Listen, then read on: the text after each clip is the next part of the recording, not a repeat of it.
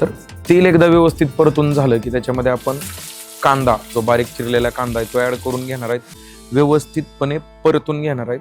आणि त्याच्यामध्ये आपण लसण अद्रकची पेस्ट ॲड करून घेणार आहेत. एकदा का हे व्यवस्थित परतून झालं की खड्या मसाल्यामध्ये तमालपत्र, दालचिनी वगैरे आपण त्याच्यामध्ये ॲड करून घेणार आहेत, जेणेकरून लहान मुलांपासून ते वयोवृद्ध वयस्कर लोकांपर्यंत आपल्या पाया सूपचा मनमुराद आनंद लुटता आला पाहिजे.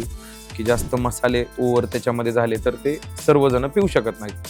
हे खडे मसाले वगैरे एकदम व्यवस्थित परतून झाले की त्याच्यामध्ये आपण खडे मीठ आणि इन हाऊस जी आपण सुगरण सासूबाईची हळद बनवतो ती आपण याच्यामध्ये ॲड करून घेणार आहेत आणि एकदम व्यवस्थितपणे परतून घेणार आहेत. जोपर्यंत आपला कांदा एकदम व्यवस्थित गाळ होणार नाही तोपर्यंत हे सर्व मसाले आपण एकदम व्यवस्थित परतून घेणार आहेत. आणि त्याच्यानंतर जे आपले पाया असणार आहेत ते पाया आपण त्याच्यामध्ये ॲड करून घेणार आहेत.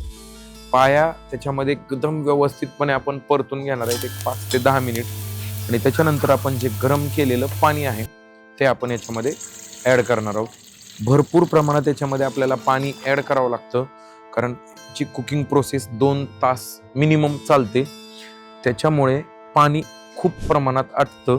तर जास्तीत जास्त पाणी सुरुवातीला घेतलं तर ते आटून कमी होणार आहे आणि पाहिजे तो रिझल्ट आपल्याला चांगला मिळणार आहे. तर पाणी भरपूर प्रमाणात आपण ॲड करून घेतलेलं आहे. एक चांगली उकळी आली की आपण कुकरला शिट्टी लावून घेणार आहे. प्रॉपर कुकर झाकून आपण त्याला शिजवणार आहेत. हे दोन्ही पद्धतीने होऊ शकतं. पातेल्यातही आपण शिजवू शकतो आणि कुकरमध्येही.